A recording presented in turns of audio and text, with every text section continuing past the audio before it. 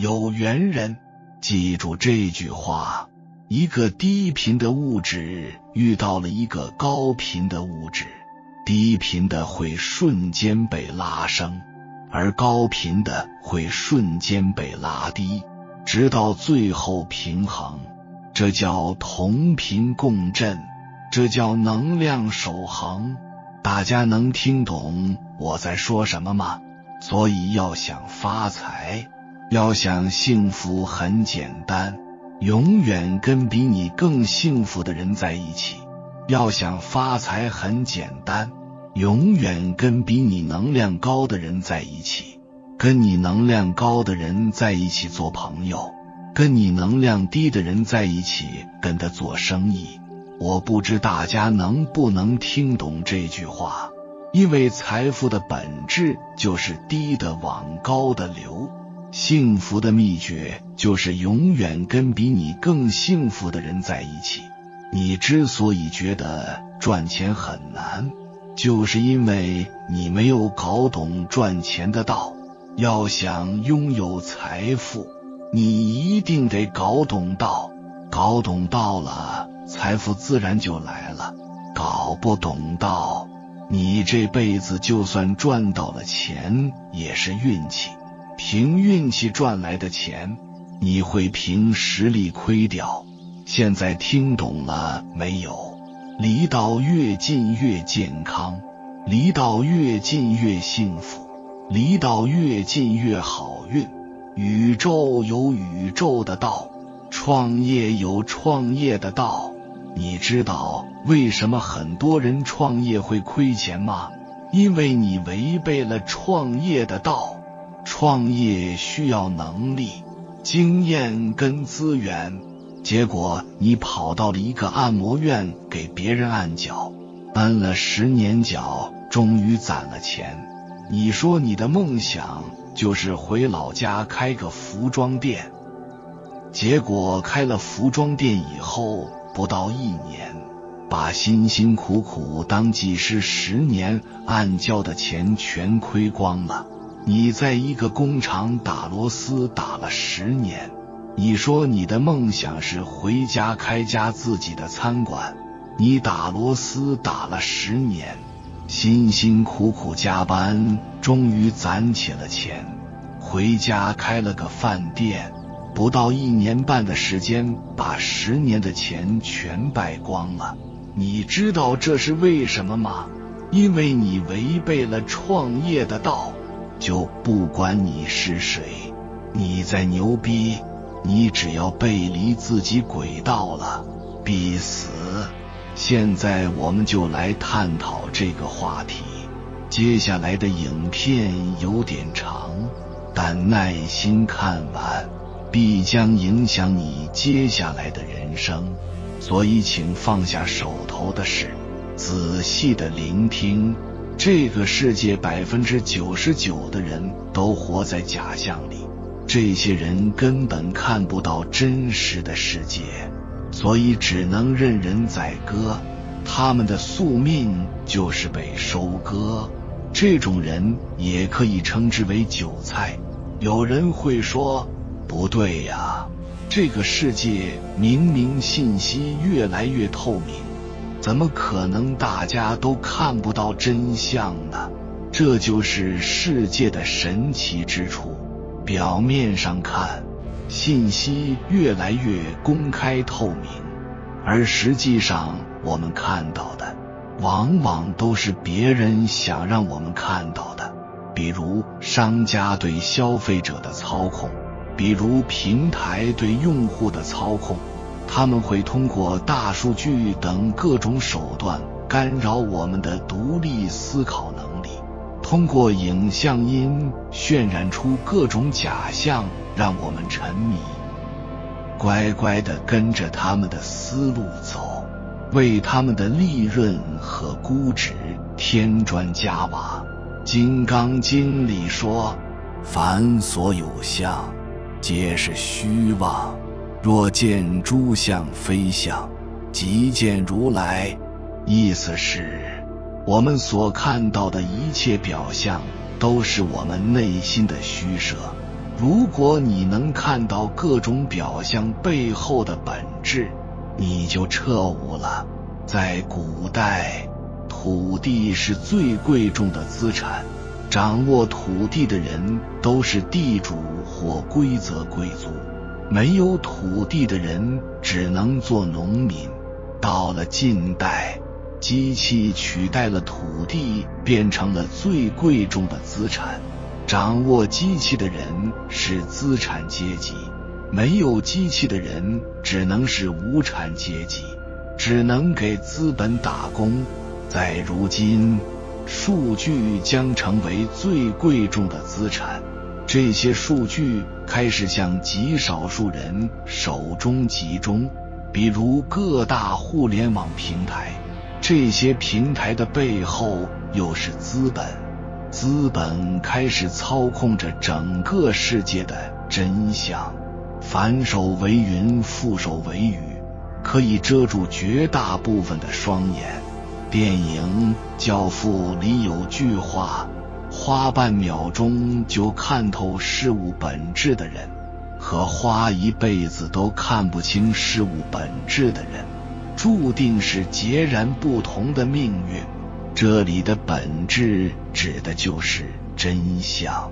在现实生活中，无论是社交、恋爱还是创业、投资，谁能一眼看穿真相，谁就能主导全局。未来我们实现逆袭的唯一路径就是看清真相。为了方便大家理解，我先举个例子。人类自古以来就有想在蓝天上飞翔的梦想。在飞机发明之前，无数人都尝试过飞翔，但是都没有成功。是为什么呢？因为在当时的很多人看来，人要想飞起来必须得有翅膀。这是因为那些会飞的动物基本都有翅膀，所有在很多人看来，会飞的本质就是有翅膀。于是很多人就模仿翅膀的模样，给自己装上翅膀，然后冒着生命危险从高处往下跳，牺牲了很多人，但从未成功。直到有一天，有的人通过思考发现了翱翔的真相。会飞的原因根本不是有翅膀，而是因为利用翅膀去借助气流的压力差。飞翔的真相不是翅膀，而是压力差。发现这个真相后，人们成功发明了飞机，把飞机的机翼做成下面的形状，就可以使通过机翼下方的流速低于上方的流速，从而产生了压力差，因此就有了一个升力。这就是飞翔的真相。人类花了数千年时间才看穿，才真正的飞了起来。世界上真正的牛人都有一眼看穿真相的能力。如何训练这种能力呢？第一个步骤，你能找到某一领域的规律。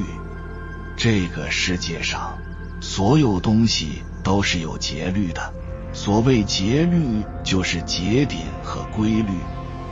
你要善于找到事物的节点和规律，踏准节点，把握规律，是一项很重要的本领。那些掌握某一个领域节律的人，都是非凡之人。声音有节律，掌握声音节律的人是音乐家、歌手、钢琴家等等。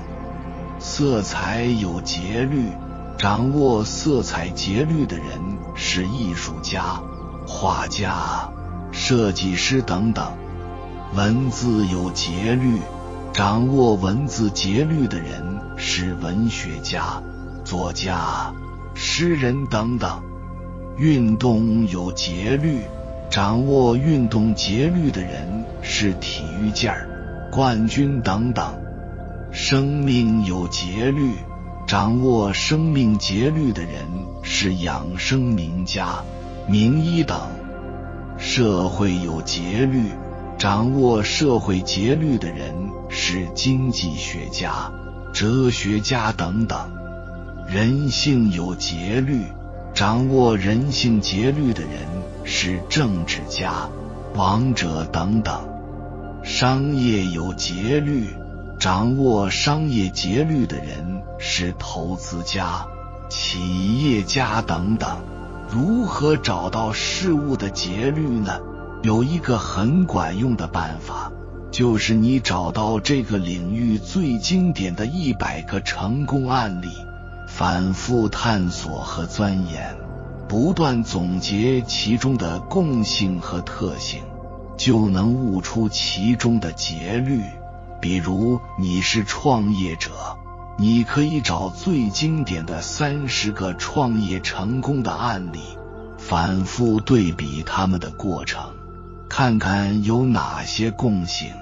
比如你是一个写歌的人，你可以找出最经典的100首经典音乐，反复去听，看看他们的音律究竟有没有相通的地方。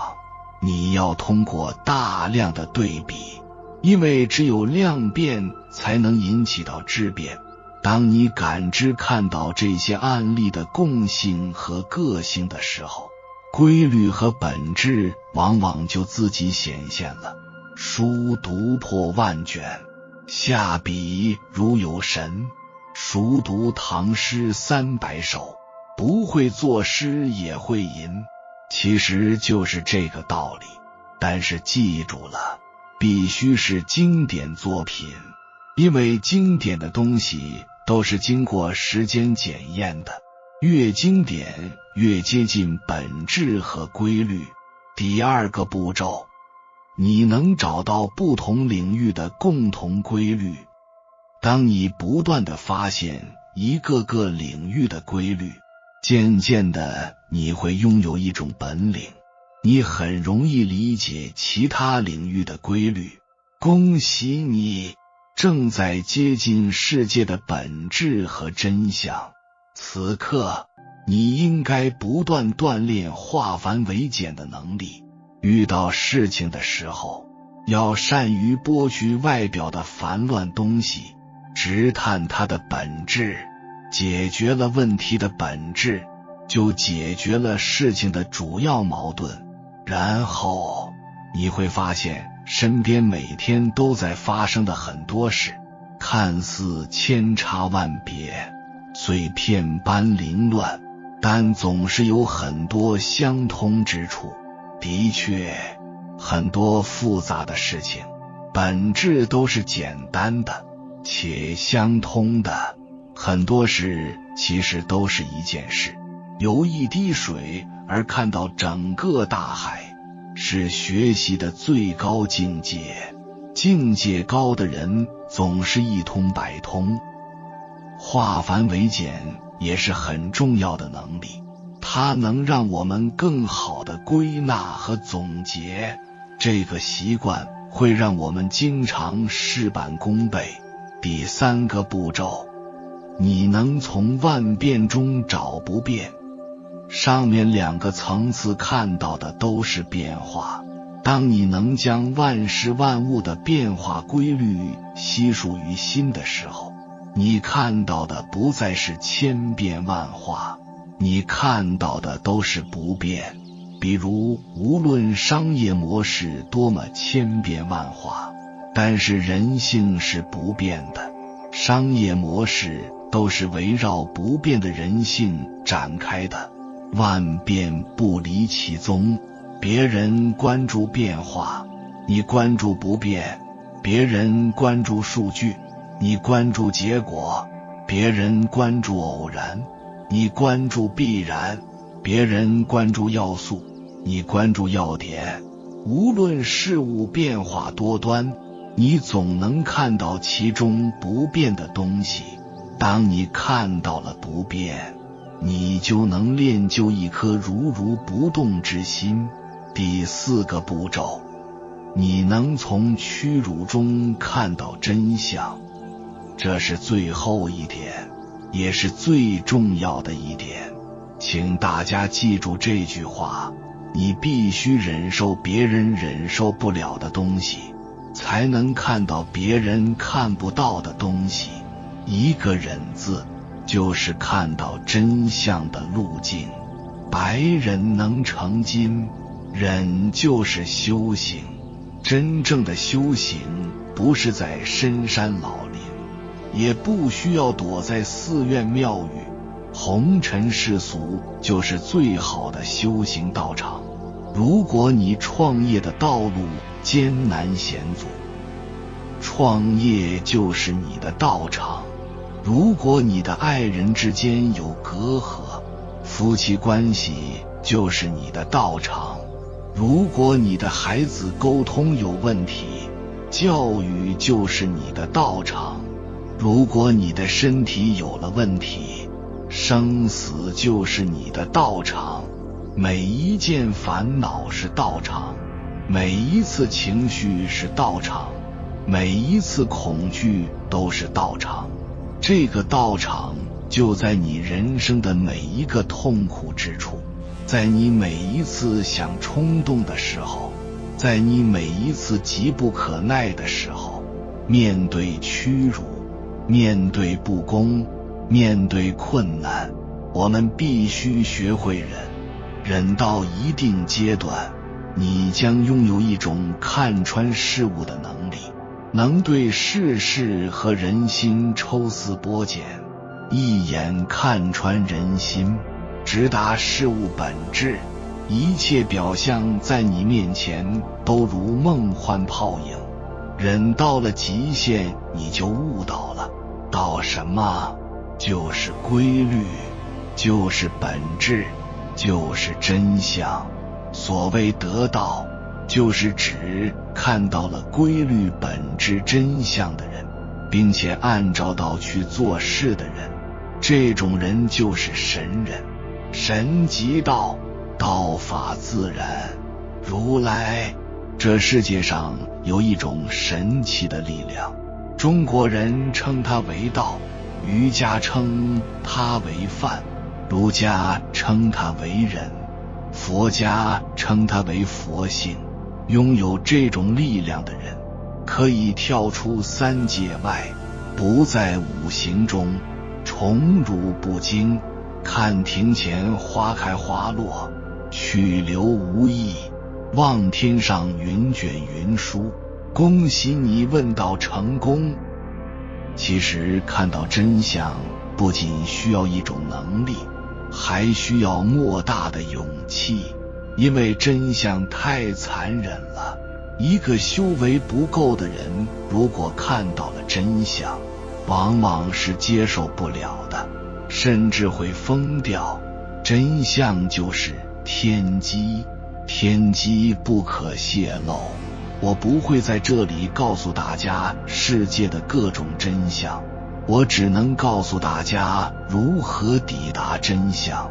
不过我仍然忍不住想提醒一下大家，人生最难得的，不是你翻山越岭之后看到了真正的风景，人生最难得的是当你一览众山小之后，还能守住那颗初心，善良如初，天真依旧。愿你翻越千山，归来仍是少年。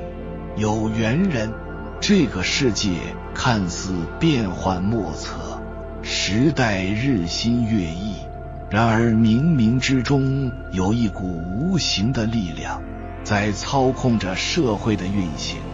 如果能参透这个规律，看透社会运行的大道，不仅能掌控自己的命运，获得巨大的物质和精神回报，还能成为时代的弄潮儿。首先，我们先来看一个现状。2004年以来，北上深房价大概上涨了10几倍，于是在一线城市，凡是能立足之地的，无论你能力多么平庸，最起码都是千万富翁。再换一个角度看社会，2004年以来，无数制造业企业的日子越来越艰难。很多企业家从当时的亿万身家，到今天的已经是负债累累。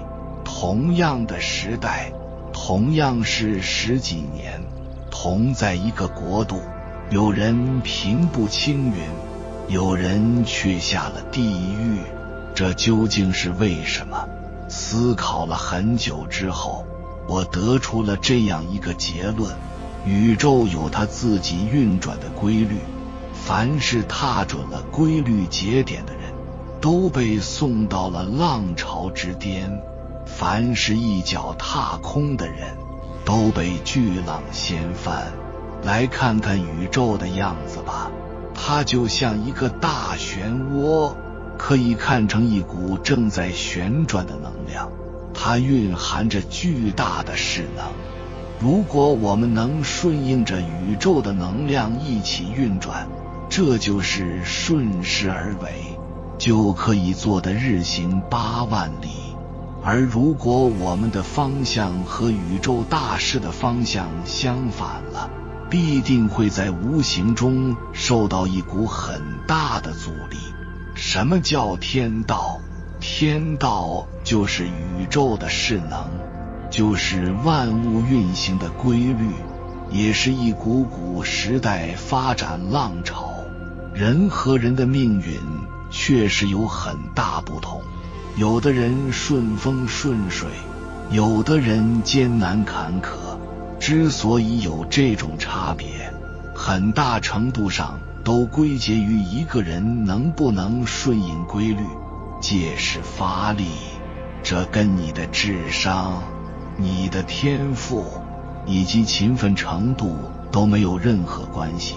这些年我见过那么多赚大钱的人，他们个个都很努力，但是没有一个是靠努力成功的。所有千万别再说你很努力，要知道在一个巨大的规律里，我们就像在大浪里航行的船，面对汹涌大浪，我们无论多么拼命的划船，其作用都是几乎微乎其微。老子早就说了，天地不仁，以万物为刍狗。在规律面前，我们真的很渺小，就像一叶浮萍，命运轻如鸿毛。无论你多么才华横溢，无论你多么拼搏上进，都无法逆转这个巨大的规律漩涡。宇宙就是一个巨大的程序，这个程序也是世界发展的规律，而人类社会就是在这个规律设计下的一个游戏。游戏规则就是按照宇宙程序设计的，也可以称为人类社会的道，比如弱肉强食、丛林法则、春夏秋冬、白天黑夜。而我们人类作为游戏里面的人物，所以要遵守这个道。世间所有的成功都是因为遵守了这个道，世间所有的失败都是因为违反了这个道。建议大家多去学习各种常识，包括历史、地理、数学、物理、化学等等，就是为了能够从这些常识中去寻找事物之间普遍的联系。越能搞懂这些逻辑，就越接近这个道。越熟悉这个道的人，越容易成为人类社会的赢家。人为什么要修行？就是为了悟道。人为什么要开悟？就是为了看清这个道。什么样的人可以称之为神人呢？人一旦得道，顺应规律办事，踩准每一个变化节点，这样的人就可以被封神。为什么牛顿、爱因斯坦这样的科学家到了晚年都在研究神学？因为他们已经看透了世间万物运转的规律，而且他们还开始试图去寻找这个道背后的主使人、造物主。比如金星、木星、土星、地球，时刻都在按照特定的轨迹自行运转。这背后的能力来自哪里？这背后的驱动力来自哪里？造物主为什么要创造这个地球，并且给人类设置一个弱肉强食的游戏规则呢？可能我们就是他设计的一个游戏场景。打个比喻，我们看电视剧的时候，看到江湖恩怨为了利益相互仇杀，我们看起来特别过瘾。同样的逻辑，当造物主站在高维看到人类世界里每个国家、种族为了利益相互斗争，斗来斗去，是不是也会觉得特别过瘾呢？再举个例子，网游的本质是什么？人类只要构建一个虚拟的场景、角色和故事，然后设定了各种打怪和升级的程序，再设置各种各样的角色，让一个个 ID 带入其中，这就模拟了一个虚拟的世界，里面各种角色互相斗争合作，这让很多角色沉浸其中不可自拔。但是所有角色的命运都是被人类设定好的，谁都逃不了这个虚拟世界的逻辑。按照这个逻辑，我们该如何证明人生不是被高维生物虚拟出来的游戏？马斯克一直认为，人类可能生活在一个被虚拟的计算机场景中，他坚信更高维度的生物很有可能是我们的造物主，就像人类也在制造更低维的虚拟世界一样。宇宙已存在了近140亿年，而人类出现在地球上的历史才不到1万年。从统计学角度看，在如此漫长的时间内，很有可能存在多个维度的文明，每一个维度的生命都是由上一个高维生命创造出来的。高维生物是低维生物的造物主，低维生物是都被设计好了程序，然后各自运转，这就是低维生物的宿命。用心感受下人生，是不是总是被宿命包围？它让我们无法挣脱。我们经常讲造化弄人，生死轮回，这种宿命很可能就是被高维文明设定的程序和逻辑。高维生命看待低维生命，或许就像我们看待一群蚂蚁一样，觉得他们整日忙碌奔波很可怜。在人类看来，人间的起起伏伏都是随机的，但是对造物主来说，一切都是按照他设定的程序在演绎，一切都逃不出他们的手掌心。人类自有史以来一直试图破译被高维生物锁定这个程序，想找到那些源代码。八卦图是古代中国人开发的破译模型，它推演出了人类的各种状态，但是始终没有逃离这个规律。后来人类有了计算机，开始用电脑去演绎那个程序。如今量子计算机又诞生了，它能将人类的算法功力成千上万倍的提升，从而可以对无数事件进行归纳总结以及分析，进而破译出上帝设计的程序。人类不断地挑战高维生物的逻辑。然而我担心的是，如果人类一直逆天而行，试图参透造物主的心思，那么人类可能要遭受天谴。人类是高维生物的投影，世界是高维空间的监狱，那些再犯了错的高维生物都被流放到了人间，成为凡夫俗子。所以上帝说，你们每个人都有罪，至于要关多久，就看你自己的修行了。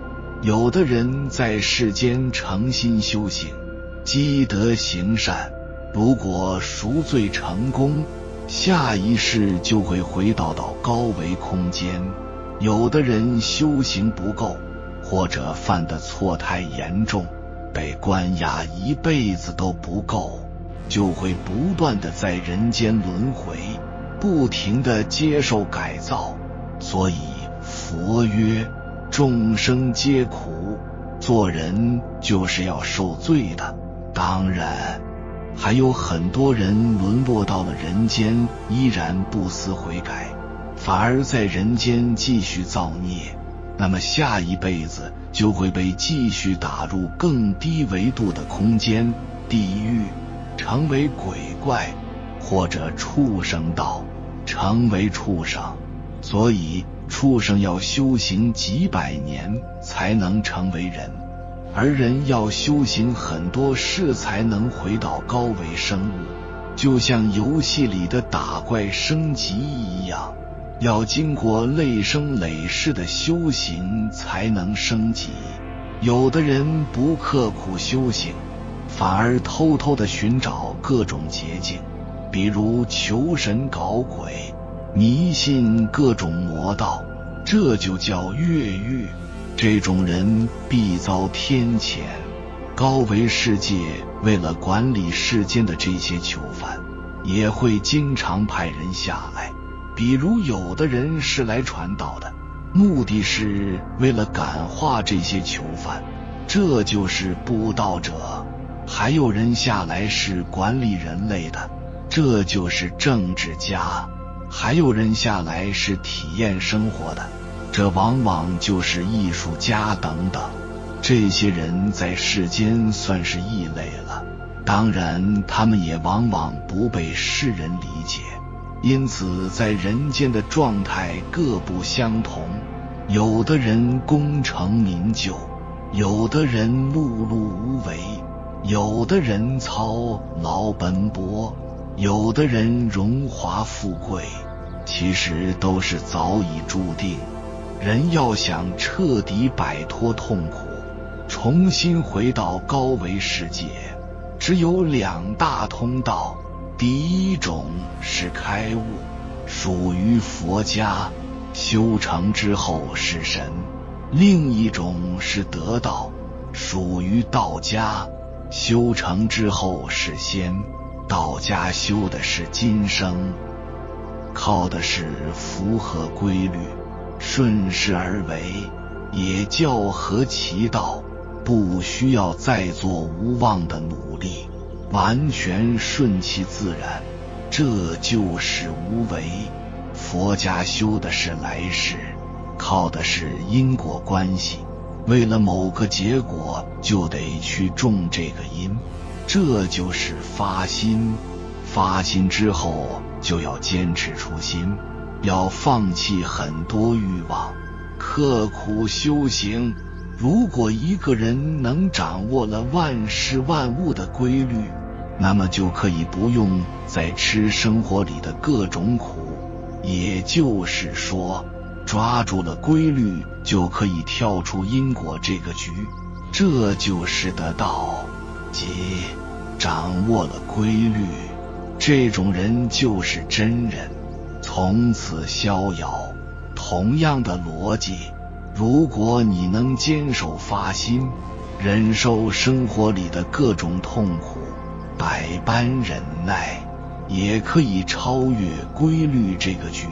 这就是开悟，即看到了真相。这种人就是觉者，从此顿悟。所以规律和因果可以互相破译，合其道则可以控因果。